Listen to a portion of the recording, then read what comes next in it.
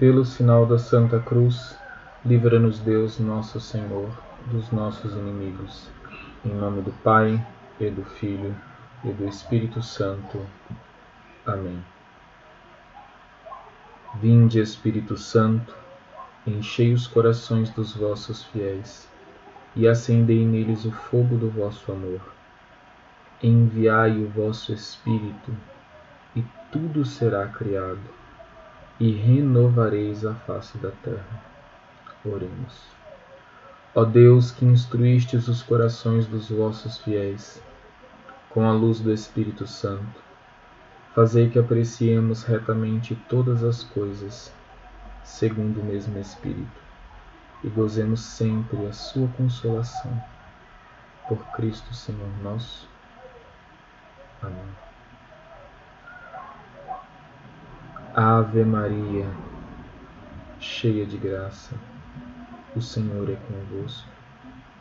Bendita sois vós entre as mulheres, e bendito é o fruto do vosso ventre, Jesus. Santa Maria, Mãe de Deus, rogai por nós, pecadores, agora e na hora de nossa morte. Amém. Em nome do Pai, e do Filho, e do Espírito Santo. Amém. Santa Teresa d'Ávila, rogai por nós. Olá, pessoal. Sejam muito bem-vindos a este nosso primeiro encontro. Encontro da Escola de Oração Santa Teresa d'Ávila, né? É um projeto que está nascendo com o objetivo de partilhar a doutrina espiritual de Santa Teresa d'Ávila, mas não exclusivamente de Santa Teresa d'Ávila, né? Santa Teresa d'Ávila como base para uma vida de oração mais profunda, uma vida de oração que cresce, né? A graça de Deus ela nunca é estática no sentido de que não há uma transformação, ela cresce, ela aumenta. A caridade em nós ela tem que crescer, tem que aumentar. Até quem chega nos altos graus de perfeição da vida contemplativa, também neste grau de perfeição, Santa Teresa define como sétima morada, existe uma progressão, né? Existe um crescimento aí também. Desde já gostaria de dizer para vocês que o objetivo desses vídeos não é ser uma produção bem elaborada, no sentido de um vídeo cheio de detalhes, de coisas chamativas, como a gente está acostumado de ver por aí, mas é um vídeo simples, gravado com webcam, né? Nem com celular, nem com câmera, e eu vou buscar, na medida do possível, priorizar o conteúdo, tudo bem? Então, o conteúdo nestes vídeos, né, será, pelo menos da minha parte, será priorizado o conteúdo, ok? Pois bem, por que Santa Teresa d'Ávila? Por que não Santo Inácio de Loyola? Por que não Santo Tomás de Aquino, São Bento? Por que não o método de meditação franciscano? Por que o método teresiano? Santa Teresa d'Ávila, ela nasceu na Espanha em 1515 e ela conta nos livros dela a sua vida espiritual desde o começo, né? Foi pedido que ela escrevesse um livro. Ela escreveu o livro da vida, no qual ela vai contando a sua trajetória até chegar num alto grau de vida espiritual. Ainda não era o grau perfeito. A gente encontra Santa Teresa d'Ávila narrando, por exemplo, né, no livro da vida não tinha essas terminologias das moradas, né, do castelo interior. porém é no Castelo Interior que Santa Teresa d'Ávila chega naquilo que ela vai chamar de sétima morada, né? Santa Teresa d'Ávila já tinha chegado na sétima morada quando foi pedido para ela escrever um livro da vida dela, porém sem tantas particularidades, né? O livro da vida realmente foi o livro, a autobiografia de Santa Teresa d'Ávila. No Castelo Interior, ela escreve aquilo que ela experimentou e ela coloca de uma forma em que todos aqueles que estão trilhando uma vida espiritual, desde o seu início, primeiras moradas, entrando na vida contemplativa, na vida mística, quartas moradas, até chegar na sétima morada, se identifica com aquilo que Santa Teresa d'Ávila escreve no Castelo Interior. Então, Santa Teresa d'Ávila, porque ela colocou claro para nós o que nós devemos fazer para alcançar um alto grau na vida espiritual. Santa Teresa d'Ávila, ela escreve, né, ela fala sobre a alma do justo, né? Quando foi pedido para ela escrever o livro, O Castelo Interior, ela não estava muito interessada em escrever um livro. Ela que já tinha chegado na sétima morada, ela queria ver Deus, ela queria continuar contemplando Deus. Ela queria estar no cantinho dela, rezando em intimidade com Deus. Quem chega na sétima morada realmente quer permanecer com Deus, permanecer na intimidade com Ele. Na verdade, antes de chegar na sétima morada, né? Quando chega na sétima morada, isso é mais intenso. Mas, segundo ela mesma escreve, a obediência a obriga, né? Por obediência, ela escreve este livro, essa obra-prima, O Castelo Interior, né? Ou Moradas. E já no capítulo 1, ela diz, né, o que é que ela vê. Ela, no domingo da Santíssima Trindade, pedindo a Deus que a inspirasse o que ela iria escrever, ela tem, segundo ela mesma diz, ela recebe, né, essa visão de um castelo. Ela vê a alma do justo como um formoso castelo. E há muitas moradas nesse castelo. E é um castelo belíssimo. Ela está se referindo à nossa alma. Esse castelo interior é a nossa alma, é o nosso ser. Vamos ouvir então da própria boca de Santa Teresa, no Castelo Interior, capítulo 1, Primeiras Moradas, capítulo 1. Ela escreve assim: estando eu, hoje, suplicando a Nosso Senhor que falasse por mim, porque eu não atinava com coisa que dissesse, nem como começar a cumprir a obediência. Ofereceu-se-me o que agora direi para começar com algum fundamento, né? Ela começa a dizer o que foi que ela viu quando ela pediu para Deus uma inspiração do que ela iria escrever. E ela escreve assim: é considerar a nossa alma como um castelo, todo ele de um diamante ou muito claro cristal, onde há muitos aposentos, assim como no céu há muitas moradas, que se bem o considerarmos, irmãs, não é outra coisa senão a alma do justo, senão um paraíso onde ele disse ter suas delícias. Então Santa Teresa d'Ávila diz que a alma do justo, né, nós vamos ver um pouco mais para frente, a alma da pessoa em estado de graça é o jardim das delícias de Deus. Pois não é isso que vos parece que será o aposento onde o Rei tão poderoso tão sábio, tão puro, tão cheio de todos os bens se deleita? Não encontro eu outra coisa com que comparar a grande formosura de uma alma e a sua grande capacidade.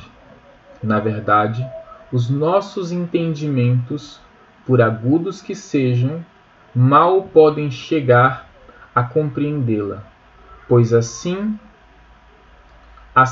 como não podem chegar a considerar a Deus, pois Ele mesmo disse que nos criou à sua imagem e semelhança. Daí Santa Teresa ela começa a narrar, né, o que é uma alma em estado de graça, né, a beleza, a formosura de uma alma em estado de graça. Quando é que a pessoa está em estado de graça segundo a doutrina da nossa Santa Igreja Católica Apostólica Romana? O estado de graça nós o recebemos, né, com a graça santificante por meio do batismo. Nós restauramos o estado de graça por meio da confissão. Então, se por acaso depois do batismo você cometeu um pecado grave, não se confessou, você não está em estado de graça. Você está em estado de pecado. Então, Santa Teresa ela vai dizer no segundo capítulo o que é uma alma em estado de pecado.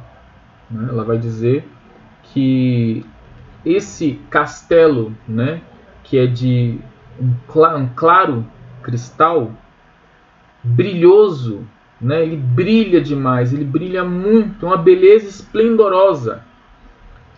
Porém, quando a pessoa está em estado de pecado, as trevas tomam conta desse castelo. Essa luz que brilha, ela vem do centro do castelo, né? É a morada do rei. Né? Santa Teresa ela vai dizendo que existem várias moradas, né? Tem as primeiras, segunda, terceira, quartas, quintas, sextas, e na sétima morada, lá está Deus. Então, a nossa busca de vida espiritual é uma busca interior. Eu mandei um texto no grupo, um texto de Santo Agostinho. Logo que foi criado o grupo, eu mandei esse texto, que é as primeiras palavras de Santo Agostinho no livro das Confissões, onde ele diz: eu vos procurava fora, mas tu estavas dentro. Estava dentro de mim. O Senhor, meu Deus, estava dentro e eu fora. E Santa Teresa d'Ávila, ela leu Santo Agostinho, ela leu o livro das Confissões. Né? Ela, quando nós vamos ler nas sétimas moradas, Santa Teresa d'Ávila diz, né, da visão de Deus, da visão da Santíssima Trindade que a pessoa na sétima morada tem. E ela, já Santo Agostinho já dizia a respeito disso. Né? Santo Agostinho também viu a presença de Deus dentro de si. Deus que chamava para dentro. Santo Agostinho, como um bom sanguíneo, tem sempre os sentidos voltados para fora. Né? O sanguíneo ele sofre muito porque ele quer buscar aquilo que os sentidos tocam. Então, aquilo que ele vê chama muito atenção, aquilo que ele escuta chama muito atenção. Aquilo que ele fala, né, o sanguíneo, ele se encanta muito pela oratória. Santo Agostinho se encantou muito pela oratória. Temos aqui a imagem de Santo Agostinho, né, que um grande amigo fez e me presenteou. Né? Santo Agostinho, ele buscava a sabedoria, né? Buscava aquilo que os sentidos davam a ele. Né? quando o grande orador que ele admirava, né, Cícero, em determinado momento falou: olha, a oratória é maravilhosa, mas o que nós temos que buscar mesmo é a verdade. Foi quando Santo Agostinho ele começou de fato a buscar a verdade. Daí descobriu um grande orador, Santo Ambrósio, e aí aconteceu, né? A coluna de fogo que é Santo Ambrósio converteu o coração, né? Tocou, quebrantou o coração de Santo Agostinho, e depois vai narrar a conversão de Santo Agostinho, quando ele ouve, né, a cantiga, toma e lê, toma e lê. E então, Santo Agostinho é um exemplo de pessoa que está para fora de si, né? São João da Cruz, na doutrina sobre as noites escuras, vai ser um remédio imenso para o sanguíneo, que busca as coisas que estão do lado de fora. Não é exclusividade do sanguíneo, né, quem tem um temperamento sanguíneo, mas é a exclusividade de quem mora no século XXI, porque a todo instante nós vemos coisas cada vez mais bonitas, né? Nós ouvimos coisas cada vez que chama mais a nossa atenção. Então, de certa forma, o mundo achou um jeito para nos tirar fora desse mundo interior. E Santa Teresa d'Ávila vem ensinar que é para dentro que o cristão tem que olhar. É para dentro. É dentro de si. Onde Deus está, Deus habita dentro de nós. Santa Elizabeth da Trindade, ela teve essa experiência, né? Ela se sentia habitada. Ela sentia uma presença dentro de si. Uma presença que a acompanhava em todos os momentos. Ela teve a oportunidade, conversou com um padre, e esse padre, ela falou: olha, eu me sinto habitada por uma presença, como se alguém morasse dentro de mim. E o padre explicou para ela o mistério da inabitação trinitária, né, que a Santíssima Trindade habita em nós. Quando ela ouviu essas palavras, só faltava ela dizer: padre, para de falar, por favor. Porque imediatamente ela já tinha se voltado para dentro de si para ter aquela intimidade com Deus que habita dentro de nós. Deus, ele está dentro de nós e ele nos fala. Por isso que Santo Agostinho diz que a verdade nos fala a todos os instantes. Nós que não estamos ouvindo todos os instantes. Então, essa presença dentro de nós, né? Isso é muito marcante em Santa Teresa d'Ávila. Nas moradas de Santa Teresa, existe uma morada em que isso vai começar a ficar mais claro. São as terceiras moradas, né? Na primeira morada, a pessoa ela sai do mundo de pecado, para de cometer os pecados graves, entrou no estado de graça, tem oração de vez em quando, de vez em quando se confessa, participa das missas, é claro, de vez em quando reza o terço, e ela está na primeira morada até pecar de novo e sair do castelo. Primeiras moradas tem que ser um local de transição. A pessoa entra na primeira morada pelo estado de graça, ela entra na primeira morada pelo batismo, ela entra na primeira morada pela confissão, se a pessoa cometeu um pecado grave. Se a pessoa foi batizada e nunca cometeu um pecado grave, ela não saiu do estado de graça. Automaticamente não saiu do castelo, né? Aí tudo bem. Essa pessoa, ela tem que, no dizer de Santa Teresa, se determinar a ter oração. De que oração que Santa Teresa está falando? Ela está falando de oração íntima. Essa pessoa precisa ter uma verdadeira vida de oração. Muitas vezes a pessoa tem vários atos devocionais, reza várias novenas, tem as suas oraçõezinhas que ela faz em casa, às vezes reza o texto, às vezes reza o rosário, tudo bem. Mas toda essa oração ela tem que ser feita com um ato de fé. Nós vamos falar sobre isso. O ato de fé,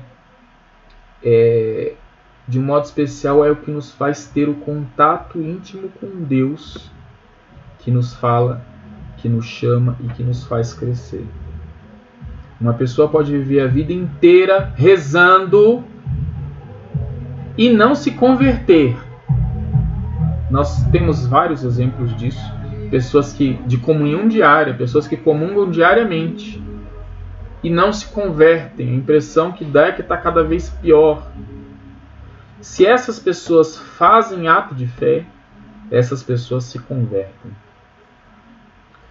Santo Afonso Maria de Ligório vai dizer que a oração e o pecado são incompatíveis. Ou a pessoa reza e ela vai parar de pecar, ou a pessoa vai parar de rezar para continuar no pecado. Então, está aqui o remédio. Se por acaso você que me ouve está lutando contra um pecado e você não sabe o que fazer para vencer esse pecado, a solução está em Jesus Cristo, que nós temos acesso por meio da oração. É Jesus Cristo. A graça vem dele. Só vence a natureza quem está acima dela. Nós temos que recorrer a Deus. E nós recorremos a Deus pelo ato de fé, recorremos a Deus pela oração. Santo Tomás de Aquino, ele fala de 3 tipos de atenção. Ele fala da atenção nas palavras, ele fala da atenção no sentido das palavras e ele fala da atenção na presença. Atenção nas palavras, na época dele as orações eram rezadas em latim, você precisava pronunciar as palavras direitinho, não errar uma vogal, errar uma consoante, porque se você erra, às vezes no latim vai virar outra palavra. Então, você está mudando a oração. Então, atenção na palavra. O que você está falando ali, pronuncia corretamente. Segundo passo, atenção no sentido das palavras. Você pronunciou a oração, né, de um modo especial, isso se aplica mais ao primeiro grau de oração, a oração vocal. Atenção no sentido das palavras. Quando você reza, por exemplo, o Pai Nosso, né, o que significa dizer Pai Nosso?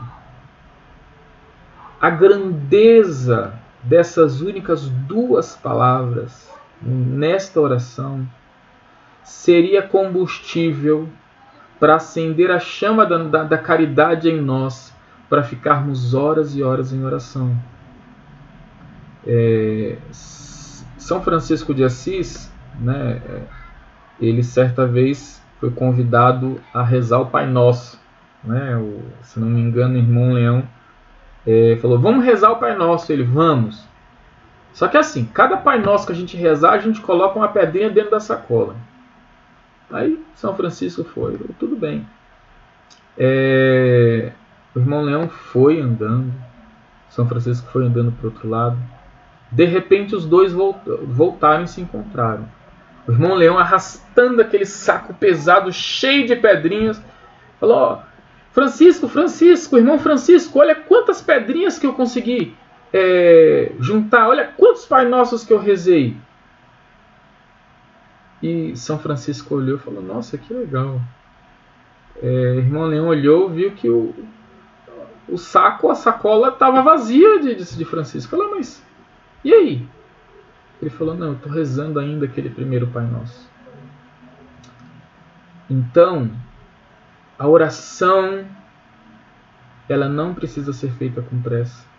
A oração ela tem um sentido profundíssimo.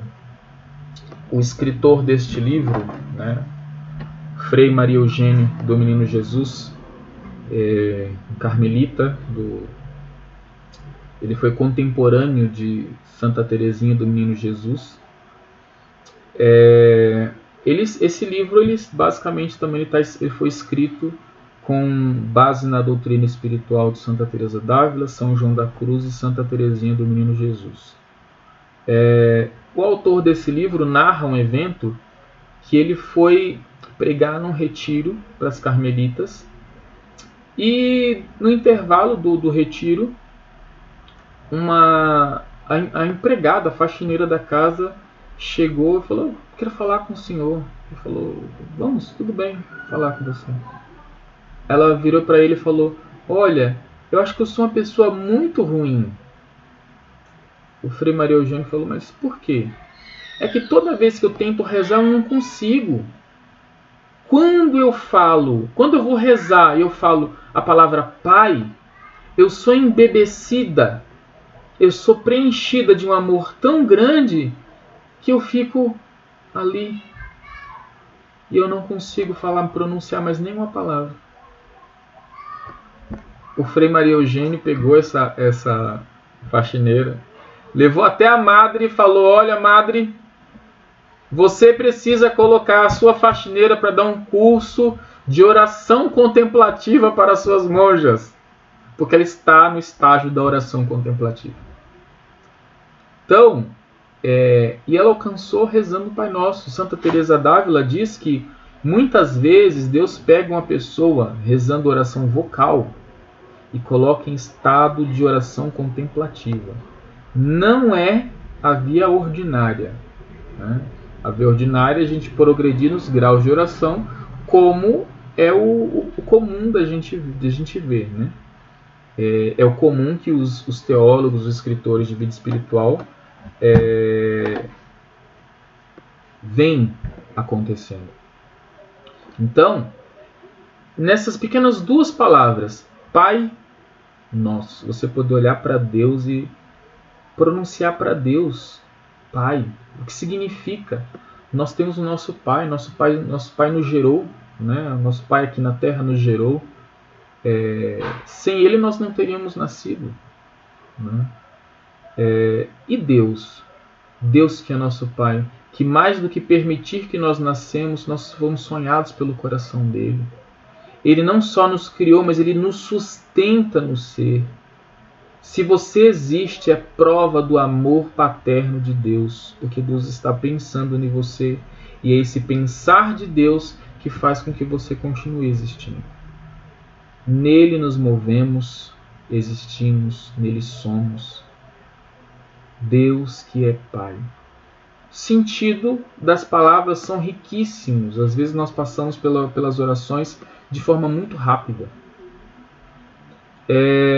E o terceiro ponto de atenção, segundo Santo Tomás de Aquino, é a atenção na presença.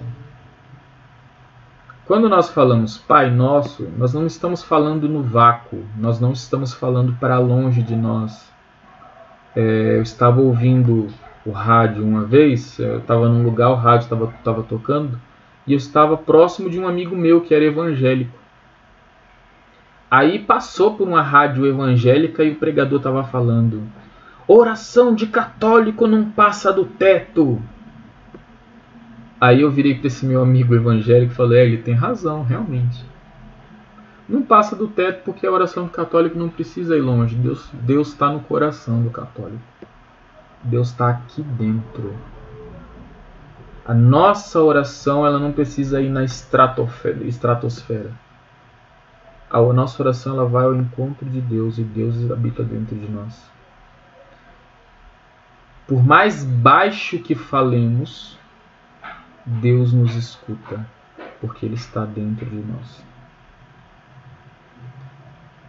E é esta presença que nós precisamos vivenciar desde os primeiros graus de oração. Santa Teresa ela ensina vários meios para trazer conosco essa atenção na presença de Deus, né? Tem vários meios que ela utiliza para trazer presente Deus no nosso dia a dia. Quando a gente chega na terceira morada da oração, né, fica um pouco mais visível, mais claro. Para algumas pessoas, o próprio Frei Maria Eugênia do Menino Jesus, para algumas pessoas Deus até concede como se fosse um facho de luz da presença dele no interior da alma. O que faz com que essa atenção à presença de Deus permaneça durante praticamente o dia inteiro. Às vezes é muito sutil, às vezes é mais forte, depende de como está a vida espiritual da pessoa. Portanto, Santa Teresa d'Ávila, ela construiu um caminho, ela construiu uma doutrina de o que nós devemos fazer para chegar à união com Deus. A união com Deus tem que ser a meta da nossa vida espiritual. Uma pessoa que vive a união com Deus, ela vive uma felicidade incomensurável. Ela vive aquilo para o qual ela nasceu para ser. Ela vive aquilo que ela nasceu para ser. Então, esse curso, essa escola, ela tem esse objetivo. Não é um projeto para ser feito com pressa. Não é um projeto para falar, olha, vamos ter 20 encontros e acabou. Não. O objetivo é todos nós, juntos, chegarmos ao lugar que Deus sonhou para nós. Quem chega nas quartas moradas experimenta a vontade de Deus se realizando na vida dela de uma forma extraordinária. Os dons do Espírito Santo agem na vida dela de forma passiva, de forma mística. Às vezes ela está com um problema e ela simplesmente se faz a pergunta: o que é que está acontecendo? E os dons vêm e revelam para a pessoa. Mas, quartas moradas, cenas dos próximos capítulos, tem muito chão pela frente, né? Para quem está começando agora, saiba, nosso objetivo é começar do início.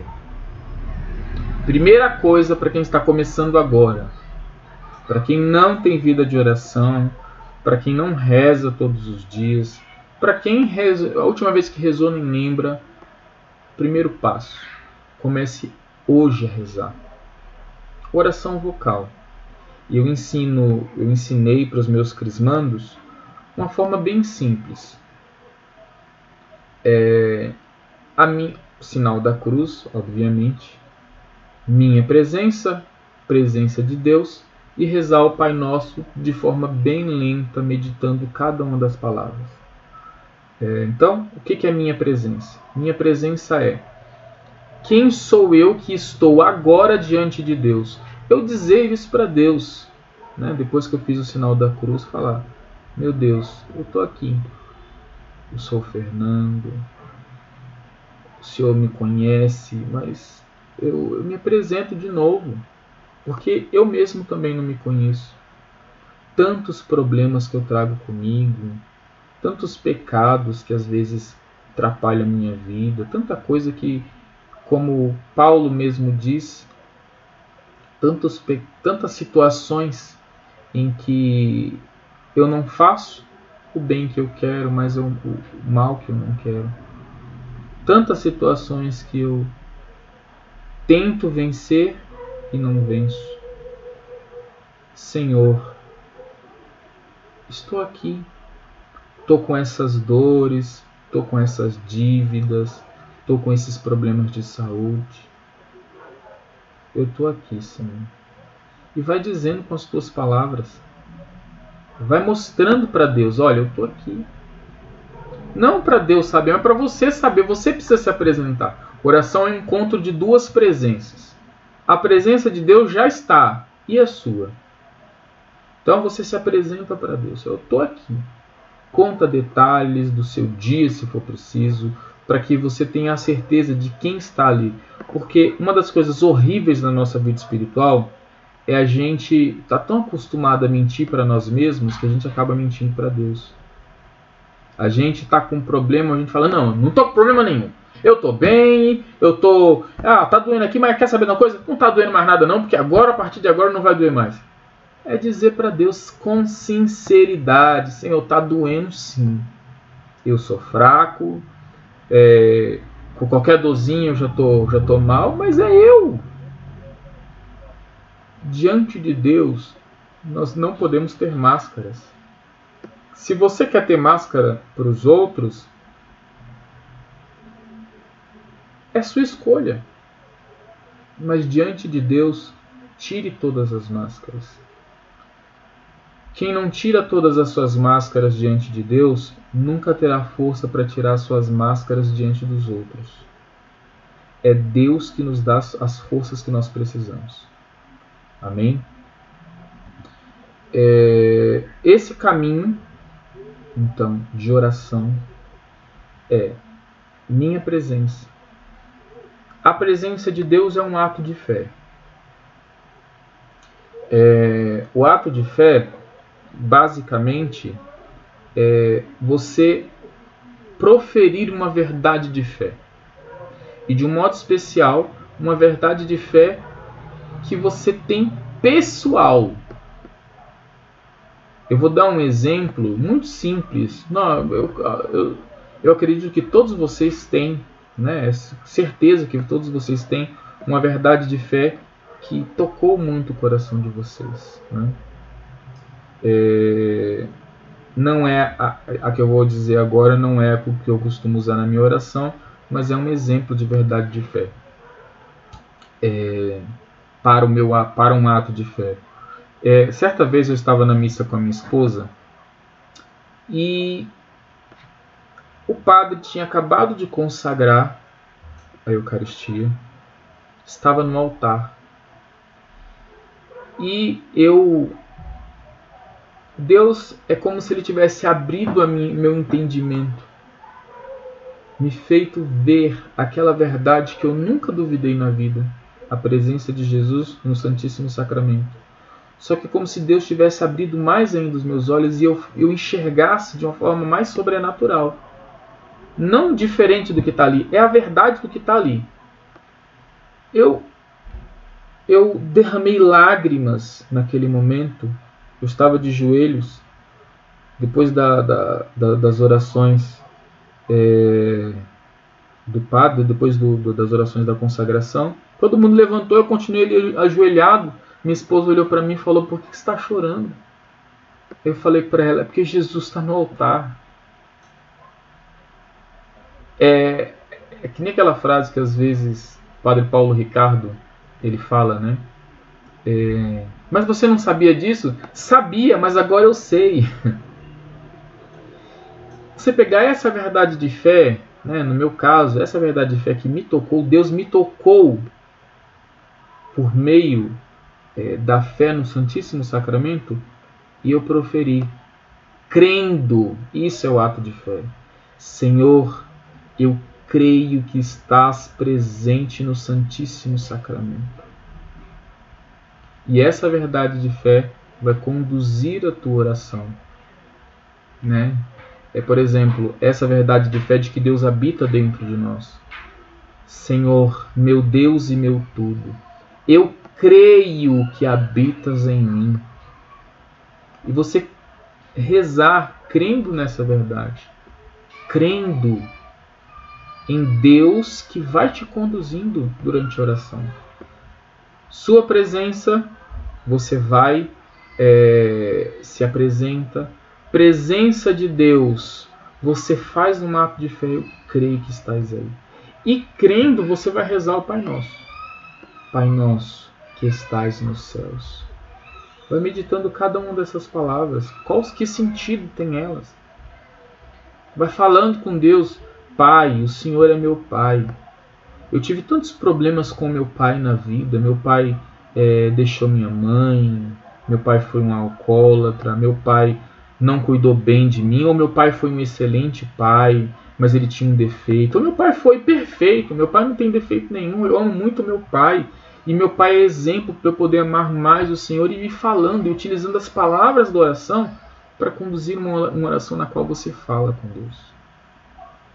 Essa oração, ela tem fruto, muitos frutos. E o principal fruto é que faz você crescer na fé crescer no amor, e Deus dá graça sobre graça. A pessoa cresce na virtude, cresce na intimidade com Deus. Depois de um tempo rezando desta forma, a pessoa ela passa para o segundo grau de oração, que é a oração de meditação. Mas isso a gente vai tratar numa outra oportunidade. Mas o principal objetivo de vocês hoje é falar para vocês um pouquinho do que é esse projeto, né? Eu basicamente fiz um aparato de muitas coisas que são faladas, mas tem muito mais coisas extremamente necessárias para a nossa vida. Eu falei de 2 graus de oração, né? Eu falei da oração vocal e a oração de meditação, mas são 9 os graus de oração, né? No livro A Teologia da Perfeição Cristã, de Antônio Royo Marim, ele vai narrando, ele vai explicando cada um desses graus de oração, quando é que a gente vai alcançando, o que a gente geralmente percebe na nossa vida quando a gente está naquele determinado grau de oração. Então, os 9 graus de oração, só a pincelada, basicamente são esses: oração vocal, oração de meditação, oração afetiva, oração de simplicidade, oração de recolhimento infuso, né? Que essa já é uma oração de quem já está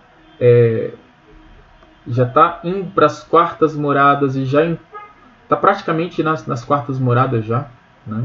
É quando Deus dá a oração de simplicidade, já começa a levar a pessoa para a vida mística. Ainda na quarta morada tem a oração de quietude, né? Depois nós temos a oração de união simples na quinta morada, oração de união estática na sexta morada e oração de união transformativa na sétima morada. São esses os 9 graus de oração. A nossa vida de progresso espiritual, ela vai galgando esses graus de oração, né? Existem várias divisões da vida espiritual. A gente pode olhar a vida espiritual, o crescimento na vida espiritual, pelas formas de oração, os graus de oração, né? Uma pessoa que geralmente tem recolhimento infuso é uma pessoa que já trilhou uma vida de virtudes muito forte, muito intensa.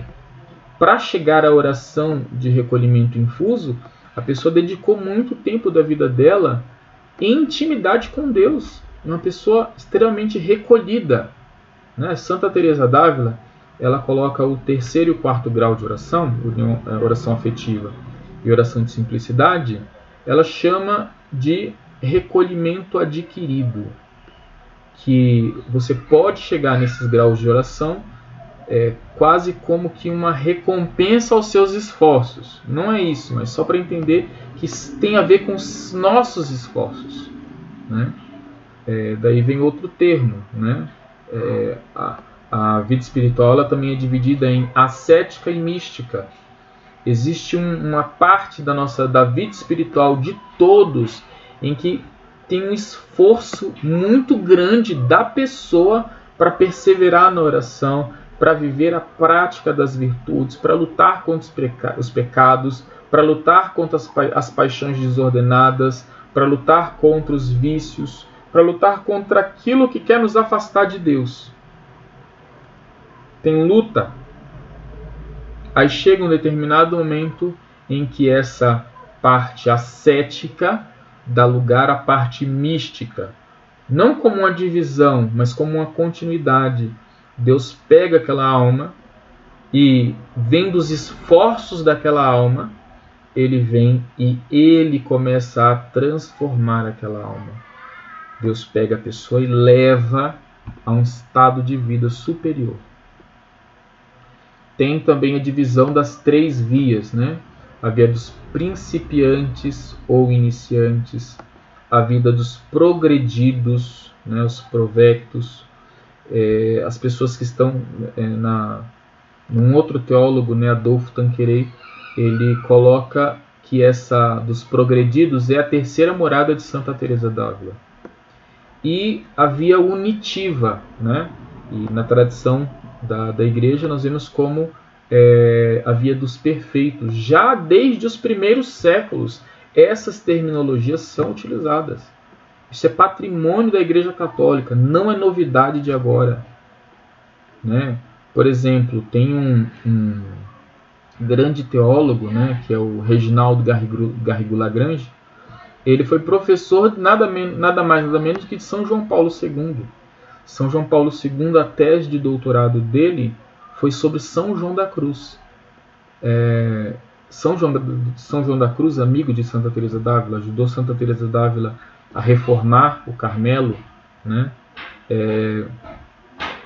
E Reginaldo Garrigou Lagrange, ele tem um livro chamado As Três Idades da Vida Interior.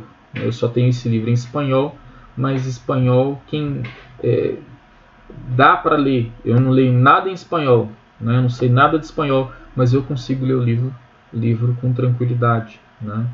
Então, eu tenho uma grande quantidade de conteúdo, mas não se assuste com a grande quantidade.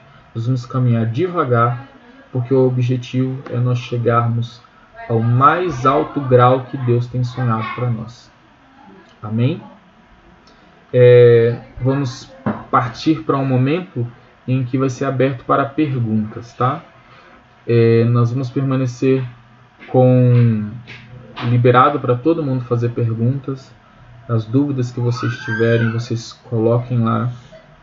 E assim que eu responder, né, todas as perguntas, ou eu, ou o Filipinho, ou nosso querido amigo, né, o Padre José Francisco, também presente no grupo, já desde agora já peço também a bênção do Padre sobre nós, sobre esse projeto, para que nós sejamos capazes de realizar as vontades de Deus em nossa vida. O que marca a vida espiritual é o cumprimento, a conformidade da vontade de Deus na nossa vida. Amém? Vamos rezar então, pedir pela intercessão de Nossa Senhora as virtudes do Cristo, uma comunhão mais perfeita com Ele, a graça de progredir na vida espiritual, a graça de amar, possamos amar, que possamos fazer aquilo que Deus sonhou para a nossa vida, que possamos, como católicos, amar a doutrina da nossa Santa Igreja, viver os sonhos de Deus para nós,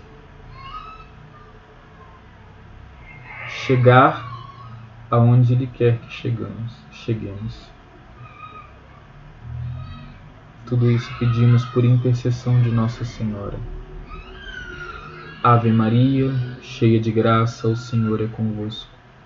Bendita sois vós entre as mulheres, e bendito é o fruto do vosso ventre, Jesus. Santa Maria, Mãe de Deus, rogai por nós, pecadores, agora e na hora de nossa morte. Amém. Estamos e permaneceremos unidos em nome do Deus que é Pai, Filho e Espírito Santo. Amém. Salve Maria Imaculada.